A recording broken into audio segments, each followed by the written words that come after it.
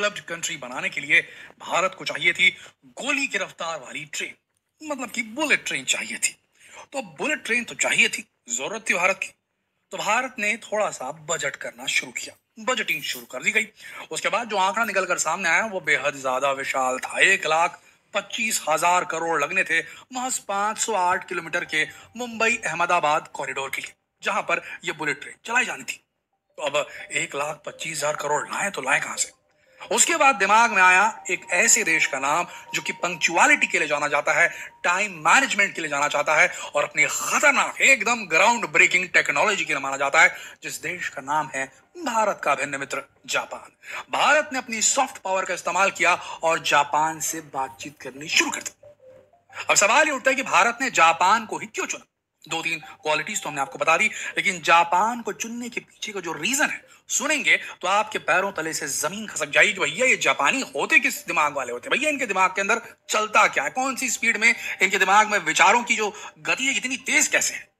आपको बता रहे हैं क्या ऐसा फैक्ट सुनकर के हिल जाएंगे आप। जापान में टोक्यो मेट्रो स्टेशन और टोक्यो मेट्रो नेटवर्क, यानी कि टोक्यो के इर्द गिर्द जो मेट्रो ट्रेनों का जो उनके लिए पटरियां बिछाई गई थी उसका पूरा जाल। तो अब ये इतने ज्यादा टाइम के पंक्चुअल होते हैं जापानीज के, वो चाहते थे कि भैया एक सेकंड भी वहां पर वेस्ट ना हो। इवन आज भी जो इनकी सबसे एडवांस्ड बुलेट ट्रेन है जिसे शिनकानसेन 5 कहा जाता है, ये दुनिया की सबसे तेज, सबसे एफिशिएंट, सबसे ज्यादा सेफ। आप कभी नहीं सुनेंगे कि इस प्रकार की शिनकानसेन जो बुलेट ट्रेन है उसका एक्सीडेंट हो गया हो या पटरी से उतर गई हो, यहां गिर गई हो, वहां गिर गई हो, ऐसा कुछ नहीं सुनेंगे आप कभी। तो ये जो शिनकानसेन ट्रेन का जो नेटवर्क था टोक्यो का, तो अब इनको बचाना था समय। और इन लोग ऐसे होते हैं जापानीज कि भैया ट्रेन अगर 15 से 20 सेकंड भी लेट हो गई ना तो उसको भी मार्क करके रखते हैं। एक तो हमारे यहाँ ट्रेनों के लेट होने की परेशानी अलग है, लेकिन जापान में 15-20 सेकंड के डीले को भी डीले माना जाता है और सारे यात्री नोट करके रखते हैं, बाद में पॉलिटिशियन को वहीं पर पेल देते हैं। सीधी सी बात बता रहे हैं आपको। तो अब वहां से त्रस्त होकर के उन्होंने बोला भैया साइंटिस्ट आप सामने आइए, जितने भी वैज्ञानिक उनको सामने बुलाए जाइए और भैया जरा सी भी लेट किसी भी प्रॉब्लम के आने पर नहीं होनी चाहिए। मतलब अगर आप सोचें इतनी लंबी ट्रेन, इतने सारे लोग, हो सकता है कुछ ना कुछ कारण हो सकता है जिससे डीले हो जाए, लेकिन यहाँ पर 15-20 सेकंड के डिलेस को भी बहुत बड़ा माना जा रहा था। तो वैज्ञानिक उतरे और वैज्ञानिकों ने उतर करके जापानी टेक्निक से ऐसी चीज कर डाली जो भैया दुनिया ने सोची ही नहीं थी। जापानी वैज्ञानिकों ने एकदम अनूठा रास्ता निकाला। उन्होंने स्लाइम मोल्ड नाम का एक सिंगल सेल ऑर्गेनिज्म निकाला। क्या प्रकृति में पाया जाता है, जंगलों की सरफेस को साफ करना काम होता है इसका। ये हर चीज खाता है, काफी भूखा किस्म का, काफी लेजी, बट अलग ही लेवल का दिमाग इसके अंदर चलता है। बताया जाता है प्रिमिटिव माइंड होता है, बिना माइंड के, बिना ब्रेन के एक प्रिमिटिव इंटेलिजेंस मौजूद होता है स्लाइम मोल्ड के अंदर। ध्यान से सुनिएगा जो हम बताने वाले हैं आपको। इन्होंने एक प्लेट, ट्रांसपेरेंट प्लेट, और उसमें टोक्यो का नक्शा रखा। टोक्यो के नक्शे के ऊपर में जो इंपॉर्टेंट स्टेशन थे उसके ऊपर इन्होंने ओट्स आप सब जानते होंगे, वजन कम करने का काम आता है, तो ओट्स के दाने इन्होंने जहां जहां स्टेशन है मौजूद टोक्यो के उस मैप के ऊपर, वहां वहां एक एक ओट्स का दाना रख दिया। अब ये हो गया फूड, ये हो गया चारा। उसके बाद स्लाइम मोल्ड की जो भूखा स्लाइम मोल्ड था, लेजी भूखा स्लाइम मोल्ड, उसे उसके ऊपर छोड़ दिया। इस स्लाइम मोल्ड ने, जो कि एक फफूंद ही कहा जाएगा, इस फफूंद ने, इस फंगस ने पूरे जो भी मैप था उसको कवर कर लिया, टोक्यो का मैप। उसके बाद इसने रूट्स बनाने शुरू किए।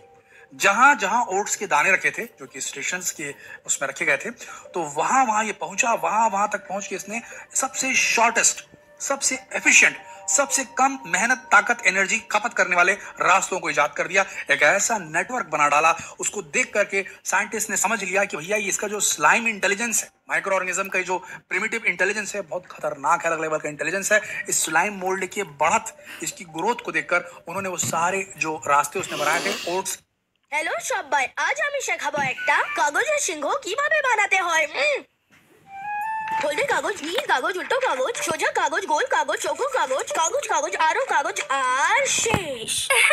মিয়াও, এবার আমি দেখাচ্ছি।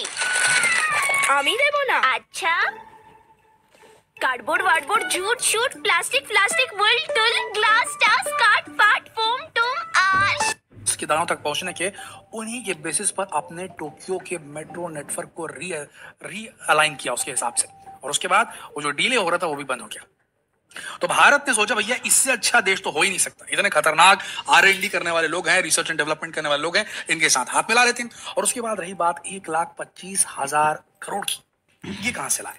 तो जापान के सामने भारत ने दिखाया अपना सॉफ्ट पावर और जापान को कहा कि देखिए ऐसा भैया, 80% पैसा तो आप समझ लो आप हमको लोन दे रहे हो, ये सोच करके आप हमारे यहाँ आओ और हमारे यहाँ शिनकानसेन दौड़ाओ, नंबर 5 वाली शिनकानसेन 5, सबसे तेज जो बुलेट ट्रेन है, सबसे सेफेस्ट बुलेट ट्रेन है, वो दौड़ाओ मुंबई से अहमदाबाद के बीच में, मुंबई अहमदाबाद कॉरिडोर के लिए। और 80% जो इसका कॉस्ट लगने वाला है 1,25,000 करोड़ का, उसमें 80% आप समझो हमको लोन दे चुके हो, जो हम 50 साल में आपको पटाएंगे। 15 साल बाद हम लोन रीपेमेंट शुरू करेंगे। 20% पैसे दे दिए गए भारत की तरफ से जापान को। अब आप बोलेंगे भैया सॉफ्ट पावर तो अपनी जगह है, लेकिन जापान जैसी कंट्री भला क्यों भारत को 80% लोन देकर उसके देश में आकर के वहां पर काम करने में जुट जाए, 20% पैसा लेके 50 साल बाद पैसा वापस दें, और लोन भी जो दे रहे हैं उसमें इंटरेस्ट कितना लगा रहे हैं, 0.1% का उसके ऊपर में ये जो है ब्याज लगाएंगे। तो इतने कम ब्याज में इतना सारा पैसा दूसरे देश में जाकर के इस प्रकार से काम करना, आखिर जापान ने एक्सेप्ट कैसे किया आप सोच रहे होंगे। तो देखिए भारत भैया बहुत दिमाग रखता है, सॉफ्ट पावर तो है अपने पास, लेकिन हमारे पास में बिजनेस माइंड भी आ चुका है, ये बात आप समझ लीजिए। भारत ने 6 बुलेट ट्रेन खरीदने की तैयारी कर ली है जापान के साथ में। 15 अगस्त इस साल को सारा प्रोक्योरमेंट जो भी कॉन्ट्रैक्ट होना है सब कुछ हो जाएगा, और सन 2026 जून जुलाई के बीच में भारत में पहली जापानीज शिनकानसेन बुलेट ट्रेन दौड़ाने की डेट तय की गई है। देखिए भारत ने पहले 400 करोड़ रुपए के हिसाब से 6 बुलेट ट्रेन जापान से खरीदने की बात कर ली। अब जापान इस डील में इसलिए आया क्योंकि देखिए दुनिया मानती है, अमेरिकन मानते हैं, रशियंस मानते हैं, सब कोई मानते हैं कि सबसे बेस्ट रेलवे नेटवर्क अगर दुनिया में किसी के पास है तो वो है जापान के पास में। लेकिन आप कहीं भी नहीं देखेंगे, आप अमेरिका के अंदर जापान की बनी रेलवे की पटरियां नहीं देखेंगे, जापान की ट्रेन को नहीं देख पाएंगे आप। तो दोस्तों दिक्कत ये कि जापान का ये जो टेक्नोलॉजी है तो जबरदस्त, लेकिन इस टेक्नोलॉजी को अभी तक किसी भी देश ने एक्सेप्ट नहीं किया, खरीदा नहीं है, ये अपनी टेक्नोलॉजी बेच नहीं पाया किसी देश को। तो पहली चीज आपको बता दें, सिर्फ एक ही देश है ताइवान जहां पर जापान की ट्रेनें चलती, इसके अलावा किसी ने भी इनसे ये चीजें खरीदी नहीं। तो अब जापान चाहता भैया कि उसका प्रोडक्ट जो है पूरी दुनिया में फेमस हो और उसको बेच बेच के इंस्टॉल कर करके अच्छा खासा पैसा कमाए। तो दोस्तों इसमें भारत ने कहा भैया हमारे ऊपर ट्राई करो ना, भारत में ट्रेनें जो है भर भर के निकलती है, लोग बहुत इस्तेमाल करते हैं इनका, तो आप यहाँ टेस्ट करो, अगर यहाँ सक्सेसफुल हो गया तो दुनिया यहाँ पर आपका काम देख करके आपको बुलाएगी। तो एक हिसाब से अपने आप काम का प्रमोशन करने के लिए जापान भारत के साथ डील के लिए तैयार हुआ। ना सिर्फ जापान 80% लोन के रूप में इसको पूरा बना रहा है, बल्कि वो टेक्नोलॉजी ट्रांसफर भी करेगा। भारत के इंजीनियर्स को जापान में बुला करके ट्रेनिंग दी जाएगी, और भारत के लोगों को एक बार अगर टेक्नोलॉजी मिल गई खुद ही बना लेंगे भैया। तो इवेंचुअल जो रास्ता है जिस ओर चल रहा है भारत, वो ये कि इवेंचुअल हम made in India bullet train भी बना सके, और आगे जाकर जो अभी मुंबई अहमदाबाद जो कॉरिडोर बन रहा है, इसके बाद में आगे चलकर Mumbai Pune bullet, Chennai Bengaluru bullet train, और पॉसिबली दिल्ली आगरा लखनऊ वाराणसी कोलकाता, यानी दिल्ली से कलकत्ता के बीच में आगरा लखनऊ वाराणसी जो रहेगा वो स्टॉप रहेगा, दिल्ली टू कलकत्ता एक जो है बुलेट ट्रेन चला दे आगे जाकर के। कुल मिलाकर देखा जाए तो भारत की कोशिश है कि किसी भी तरीके से बुलेट ट्रेन टेक्नोलॉजी भारत के अंदर आए, टेक्नोलॉजी ट्रांसफर के तहत भारत के इंजीनियर्स के पास में भी ये स्किल डेवलप हो जाए, कैसे हैंडल करना है, कैसे मेंटेन करना है, कैसे बनाना है इन ट्रेनों को, ये सारी चीजें over the period of time Bharat में बना ली जाए, और इवेंचुअली फिर made in India bullet train जो है वो भारत की इस खतरनाक जो ट्रांसपोर्टेशन की प्रॉब्लम है उसको सॉल्व कर सके। बार बार जो डिलेज होते हैं, ट्रेनें जो होती हैं वो लेट पहुंचती है, ये सारी प्रॉब्लम समाप्त हो जाए। और दोस्तों बता दें खुश